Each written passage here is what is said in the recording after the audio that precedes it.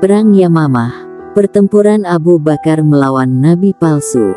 Perang Yamamah adalah pertempuran yang terjadi pada masa pemerintahan Khulafaur Rasyidin, tepatnya pada 632 Masehi atau 12 Hijriah. Pertempuran yang terjadi di Yamamah, sekarang termasuk Arab Saudi, ini melibatkan pasukan Abu Bakar As-Siddiq melawan orang-orang murtad. Perang Yamamah dipimpin oleh 3 sahabat, yaitu Ikrimah bin Abi Jahal, Syarhabil bin Hasanah dan Khalid bin Al-Walid. Oleh Abu Bakar, Khalid bin Al-Walid ditunjuk sebagai panglima atau pemimpin perang Yamamah. Sedangkan yang memimpin pasukan orang murtad ketika perang Yamamah adalah Musailamah Al-Kadzab, yang memproklamirkan diri sebagai nabi. Peperangan yang melibatkan sekitar 50.000 pasukan itu berakhir dengan kemenangan pihak Abu Bakar As-Siddiq. Latar belakang setelah Nabi Muhammad wafat dan Abu Bakar As-Siddiq diangkat menjadi khalifah, banyak orang-orang Arab yang kembali murtad dan memberontak terhadap Khulafaur Rasyidin. Hal itu disebabkan oleh iman mereka yang belum kuat dan kebanyakan memang masuk Islam karena terpaksa, takut diperangi Rasulullah dan kaum muslimin. Selain itu, beberapa pemberontak juga menginginkan harta rampasan dan kedudukan Nabi Muhammad. Abu Bakar kemudian memerangi orang-orang murtad di berbagai wilayah, termasuk di Yamamah, dan mengirimkan pasukan untuk memerangi Musailamah Al-Kadzab, yang mengaku sebagai nabi. Penyebab dan jalannya perang kekalahan umat muslim untuk memerangi orang-orang murtad, Abu Bakar membentuk 11 korps militer, yang salah satunya dipimpin oleh Ikrimah bin Abi Jahal. Ikrimah bin Abi Jahal kemudian diperintah untuk melakukan kontak dengan pasukan Musailamah di Yamamah, tetapi tidak terlibat pertempuran sampai bantuan Syarhabil bin Hasanah datang karena kekuatannya jauh lebih sedikit.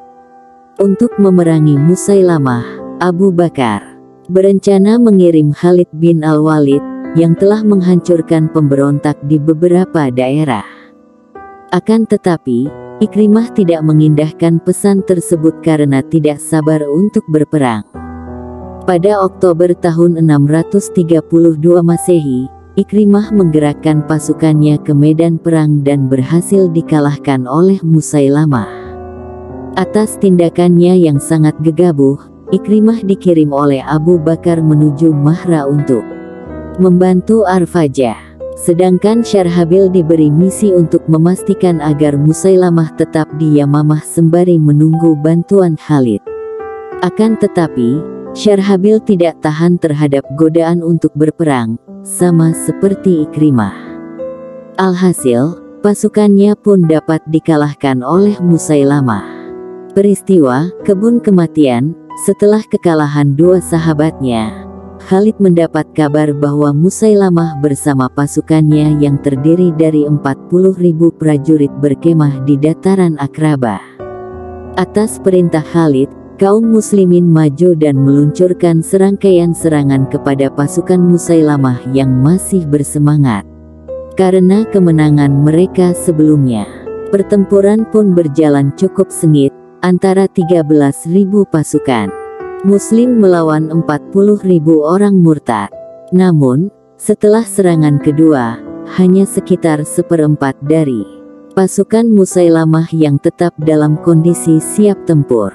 Sisa pasukan tersebut kemudian berlindung di sebuah kebun yang dikelilingi pagar sangat rapat.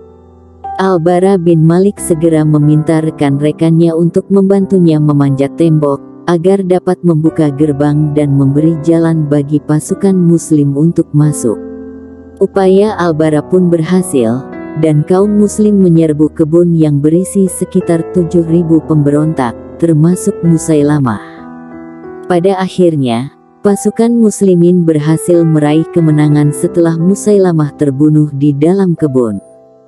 Kebun tersebut kemudian disebut sebagai kebun kematian, karena banyaknya korban yang berjatuhan di dalamnya. Pengaruh Perang Yamamah memakan korban sangat banyak. Lebih dari 1.200 orang Islam gugur, termasuk 400 orang muhajirin dan ansar, para penghafal Al-Quran. Sedangkan dari pihak Musailamah Al-Kadzab, korban jiwa mencapai 20.000 orang. Hal ini kemudian meninggalkan persoalan serius, karena sekitar 70 korban yang jatuh berasal dari kalangan penghafal Al-Quran. Umar bin Khattab pun merasa resah, karena pada masa itu Al-Quran masih menyebar di kalangan sahabat.